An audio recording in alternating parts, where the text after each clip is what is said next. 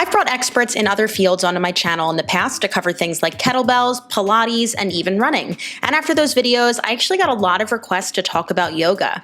Now, I've practiced for years, but I am in no way qualified to break it down. So today I am bringing two people who are. Hi, my name is MACKENZIE IGLESIAS. I am a certified yoga instructor, a Reiki practitioner, and I have my certifications in my 200-hour teacher training, and then I'm a level 1 and 2 Reiki practitioner. I have my certification in that. Hi, my name is Charlee Atkins. I'm a personal trainer from New York City, and I'm the founder of Le Sweat TV. I have my bachelor's degree in exercise science. I am a certified strength and conditioning specialist through the NSCA.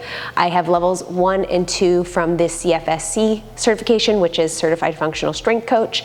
I have levels 1 and 2 for precision nutrition. I have mobility through functional range conditioning, and I am a registered yoga teacher, 200 hours. Now, the reason I wanted to feature Charlee and MACKENZIE is because they come from very different backgrounds when it comes to yoga. MACKENZIE is much more of a traditional yogi, while Charlee finds ways to implement it into her strength classes. So I was really interested to not only understand the differences in their teaching, but also the differences in their ideologies. There's so much you could say about it, but I guess if I were to shorten it in like a few sentences or a few ideas, yoga is essentially an ancient practice that combines different pillars to help us interact with ourselves, the world around us, others, through body, mind, and spirit. So it is a all-encompassing, holistic practice that allows us to connect to ourselves, our bodies, our breath, our emotions, and our energies, as well as how we sort of want to ethically live our lives and move about the world. Yoga can mean a lot of different things to a lot of different people. There are many different ways to practice yoga. What I was taught is that yoga is all about unifying or bringing together the body, mind, soul, as well as the spirit, also known as the universe. So of course, there's so many benefits to it. I think we all know like the benefits of like a physical practice, right? Like lowering stress and tension, feeling stronger in your body. But I guess some of my favorite benefits of yoga are to be a deeper connection to yourself. So if we're able to kind of like work through all the buildup that we collect throughout the day, all the things that are kind of clouding our minds and our bodies, if we're able to kind of work through that in a physical practice, we are going to leave our mat feeling a lot more in control, a lot more clear-headed. We're going to have a deeper connection to our intuition, because when all that noise is sort of brushed out of the way, we're able to connect to our intuition, our own inner voice. And also, if it's something that resonates with you, you're able to connect to your guides and the universe a lot more clearly, because you don't have all of this stuff just lingering and kind of taking up space. You're able to clear all of that out and be able to connect to your truest self, your intuition, and your guides. So the benefits of yoga, what I value or what I see as benefits to yoga are really getting into the parasympathetic nervous system. And I know that's a big word for a lot of us, or a lot of us don't really know what that means. So essentially what that means to me is calming the body. And the way that you can calm the body is obviously through breath work, but yoga also has benefits as far as de-stressing the mind and the body, decreasing muscle tone or muscle tension. There's things like decrease in inflammation. So in general, just really getting the body back to homeostasis, or really leaning into rest and recovery.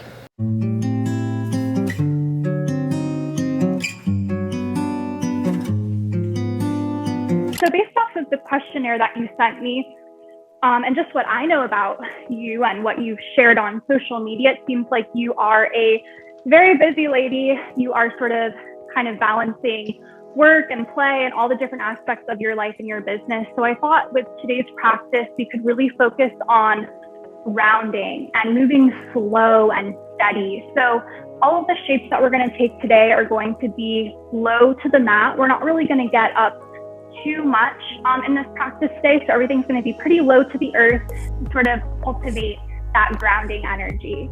So you heard at the beginning of our session, Mackenzie mentioned a questionnaire. She actually sent me a series of questions prior to our session to make sure our practice was specifically geared towards my needs. I've said it so many times before, but I love that attention to detail and personalization. Mackenzie took me through a very restorative flow with lots of poses to not only open up the hips and heart center, but also get really cozy and grounded in my space. And I really appreciated this type of focus because honestly, in my 20s, all I cared about with movement was how many calories it burned. So my yoga class of choice was typically a power flow or a hot yoga. Otherwise, it just wasn't worth it in my eyes. But as I've learned more, I've been able to find the benefits in recovery and how restorative yoga can aid in that. If you'd like to take a virtual class or private session with Mackenzie, I'll be sure to link her information down in the description box below.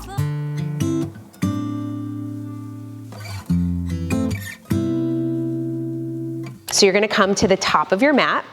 And fun fact, for mountain pose or Tadasana, you can have big toes together, heels slightly apart, or you can have feet hip distance apart. It totally depends on your anatomy and what feels the most comfortable for you.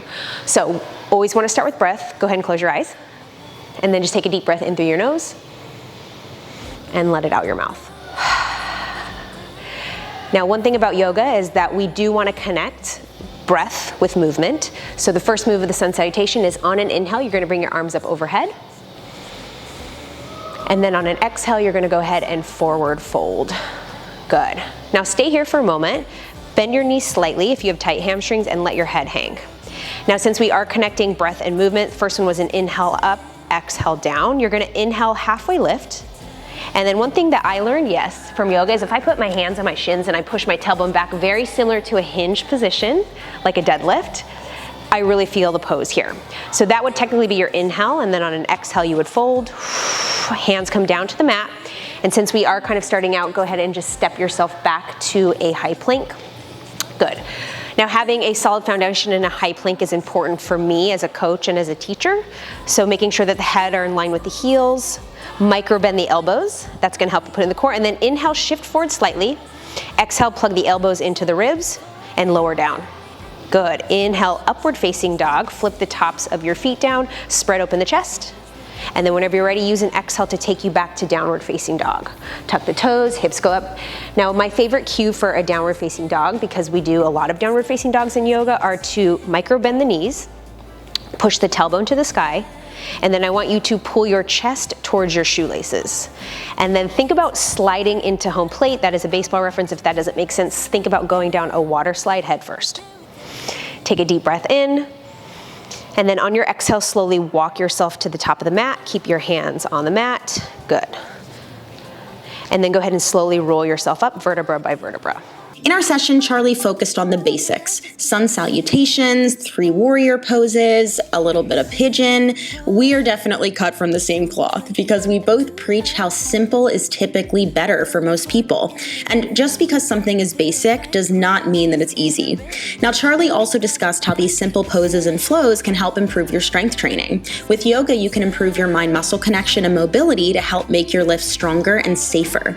Now, although Charlie doesn't do private yoga training, she does have a number of yoga workouts in her app, La Sweat TV. I've actually reviewed her app previously on this channel, and spoiler alert, it's great. So if you'd like to check that out, I'll leave the link down in the description box below. Hopefully this video gave you a little insight into the practice of yoga, as well as how it can be beneficial for nearly everyone to implement into their routines. Let me know if you have any questions down in the comment box below. Hit that subscribe button so you don't miss out, and I will see you all in the next one.